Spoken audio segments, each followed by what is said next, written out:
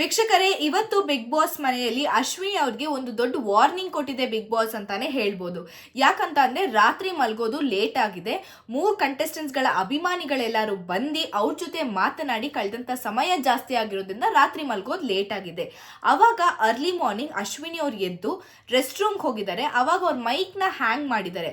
But ವಾಪಸ್ ಬರೋವಾಗ ಅವರು ಮೈಕ್ ನ ಮರ್ತಿ ಬಂದಿದ್ದಾರೆ.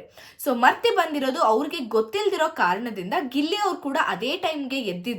ಸೊ ಅವಾಗ ಗಿಲ್ಲಿ ಅವ್ರ ಜೊತೆ ಮಾತಾಡ್ತಾ ಮೈಕ್ ಇಲ್ಲದೆ ಇರೋಂಥ ಕಾನ್ಶಿಯಸ್ನೆಸ್ ಅವ್ರಿಗೆ ಇಲ್ಲ ಆ ಟೈಮಲ್ಲಿ ಬಿಗ್ ಬಾಸ್ ಏನ್ ಮಾಡುತ್ತೆ, ಅಶ್ವಿನಿ ಅವ್ರಿಗೆ ವಾರ್ನಿಂಗ್ ಕೊಡುತ್ತೆ, ಮೈಕ್ ನ ಮರ್ತಿದ್ದೀರಾ ಅಂತ. ಅಶ್ವಿನಿ ಅವರು ಮೈಕ್ ಹಾಕೊಂಡು ಮಾತಾಡಿ ಅದಾದ್ಮೇಲೆ ಮಲ್ಕೊಳ್ತಾರೆ. Early morning next day morning Bigg Boss wake up song ಹಾಕ್ತಾರೆ. ವೇಕಪ್ ಸಾಂಗ್ ಹಾಕಿದಾಗ ಮನೇಲಿರೋ ಎಲ್ಲ ಕಂಟೆಸ್ಟೆಂಟ್ಸ್ಗಳು ಡ್ಯಾನ್ಸ್ ಮಾಡ್ತಾ ಇರ್ತಾರೆ. ಬಟ್ ಆ ಟೈಮಲ್ಲೂ ಕೂಡ ಅಶ್ವಿನಿ ಅವರು ತನ್ನ ಮೈಕ್ನ ಮರ್ತಿರ್ತಾರೆ.